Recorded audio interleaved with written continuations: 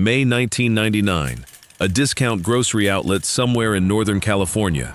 A civil engineer named David Phillips is standing in the clearance aisle doing arithmetic on the back of a receipt. 3 weeks later, he will own 1.25 million frequent flyer miles. 3 major airlines will value them at more than $800,000.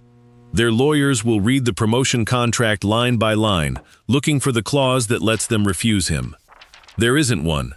He didn't hack anything. He didn't forge anything.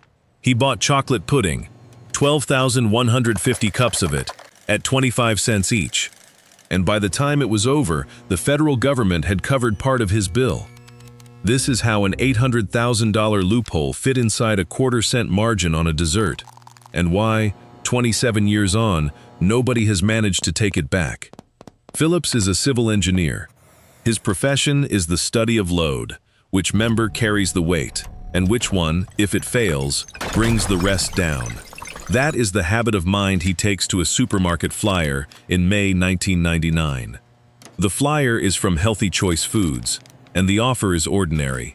Buy 10 Healthy Choice products, mail in the barcodes, receive 500 frequent flyer miles. One bonus is attached. Barcodes postmarked before the end of May earn double. 10 barcodes, 1,000 miles. Most shoppers see a coupon, a nudge toward a $2 frozen dinner.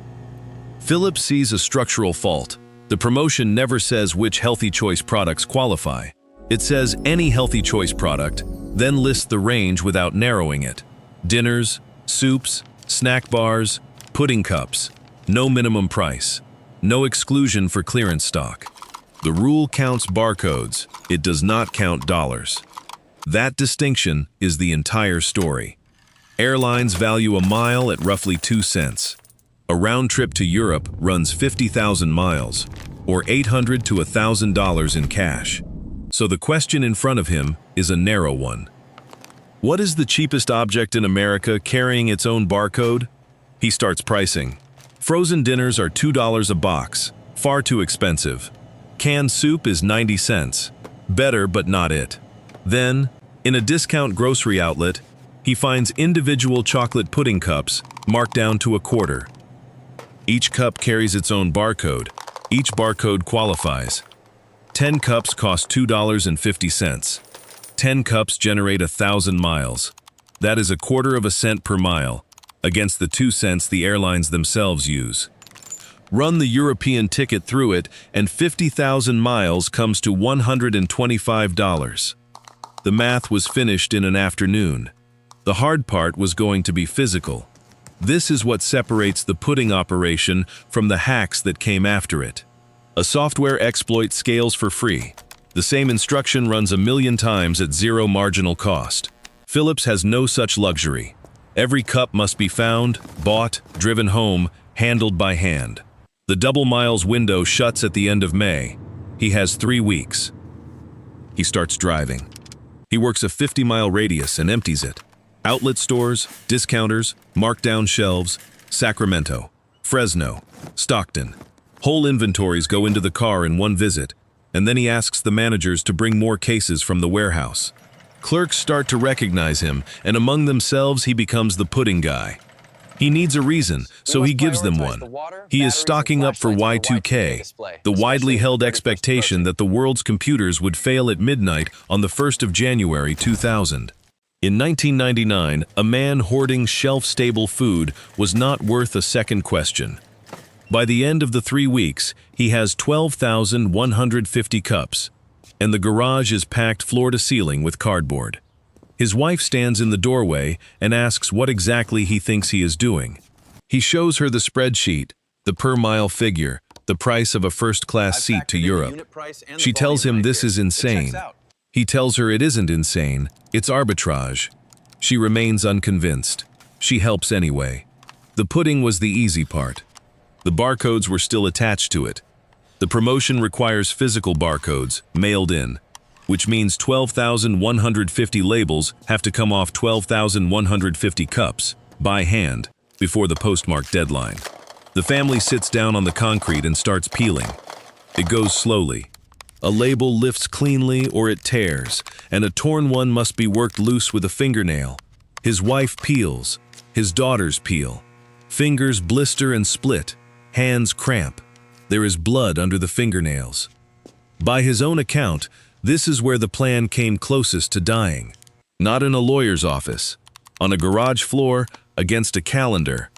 He does the arithmetic he has been avoiding, labels per hour, hours remaining, and it does not work. 4 people cannot finish 12,000 cups in the days left. So he calls the Salvation Army. The voice that answers asks how it can help. He says he would like to donate 12,000 cups of pudding. There is a pause of the kind that precedes a clarifying question. 12,000, he says. Thousands of dollars of food, free, delivered. One condition, the labels come off first, and he needs them back before the end of the month. The answer comes back quickly. They need the food. They have volunteers. When can he deliver? Tomorrow, he says. It is a fair trade. A charity receives thousands of dollars of shelf-stable food it did not have that morning. Phillips receives the thing money was not solving. Within days, the barcodes come back in neat stacks, all 12,150 of them. He mails them before the deadline. 256 envelopes, 10 barcodes in each, 1,000 miles apiece, all sent certified. He keeps the paperwork in triplicate: receipts, tracking slips, purchase records. Not a scrapbook, a file for the dispute he assumes is coming. And here the operation acquires a second floor. The Salvation Army is a registered 501 LAS. 3. Donations to it are tax deductible, and under U.S. tax law, the deduction follows what the goods retail for, not what the donor paid. Those cups retail at 89 cents. 12,150 of them come to $10,813.50. Phillips does not claim $10,000.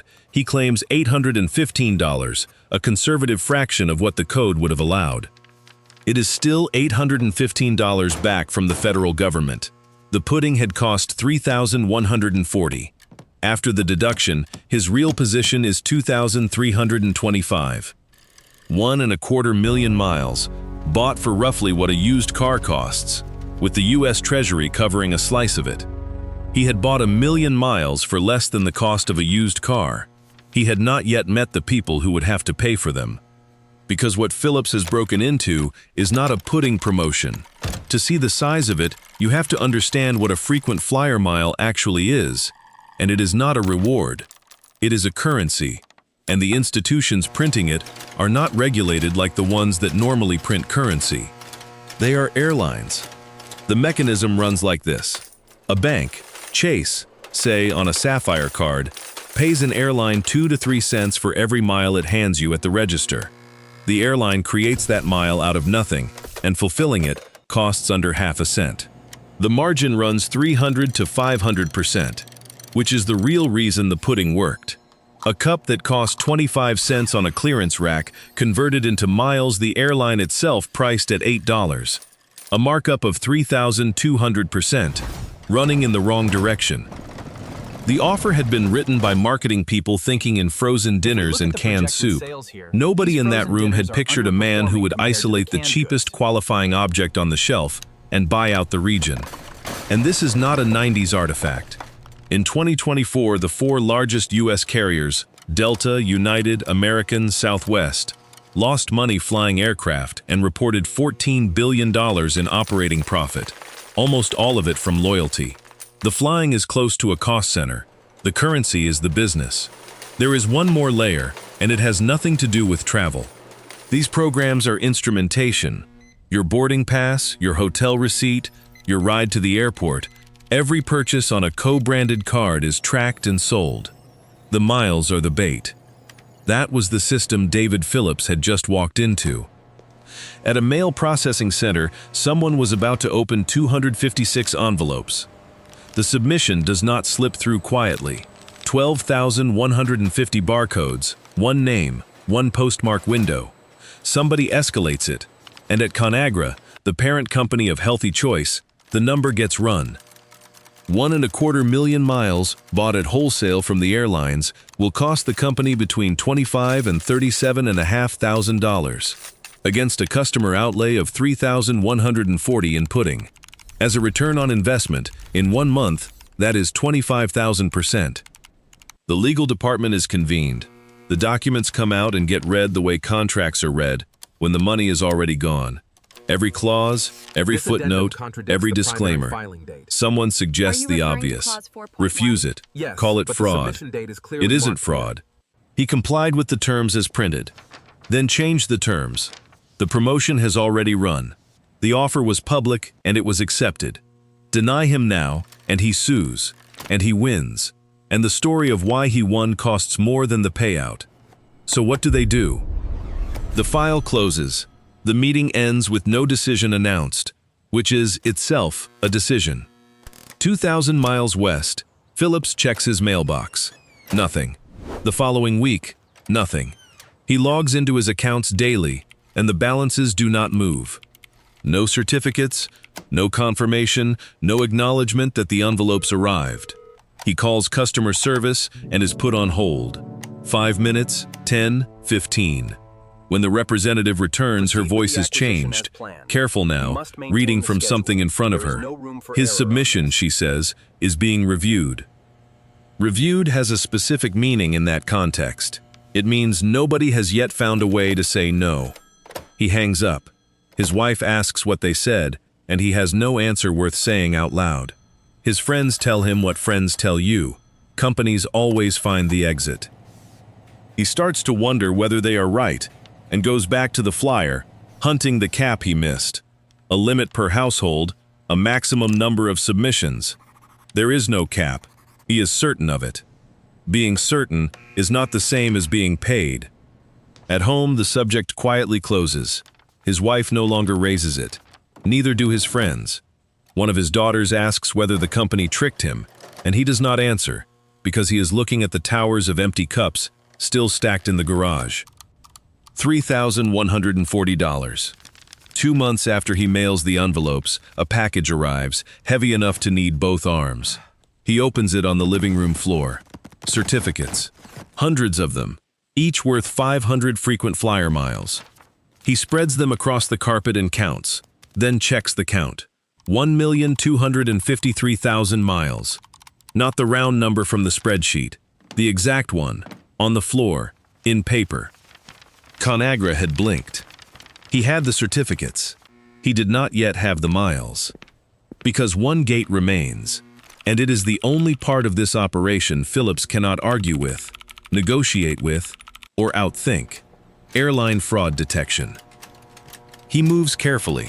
He splits 216,000 miles 3 ways. United, Delta, Northwest. So a flag at one carrier cannot take the whole position.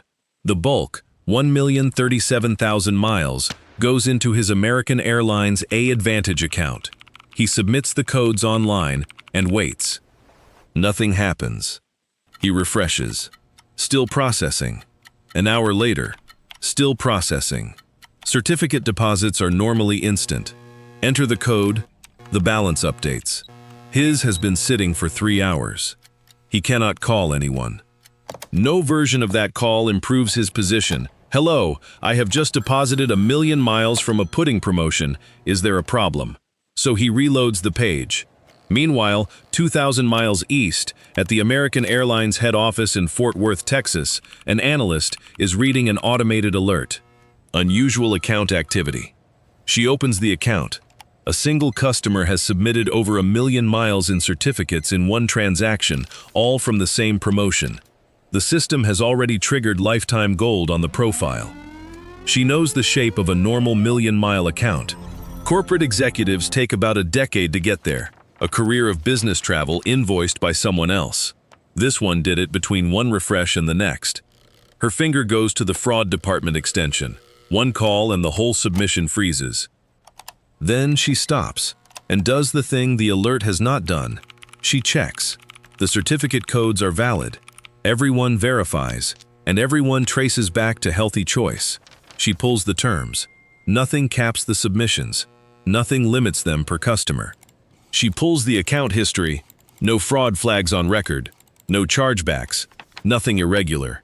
The file is clean. Unusual is not the same as fraudulent, and nothing in front of her says no.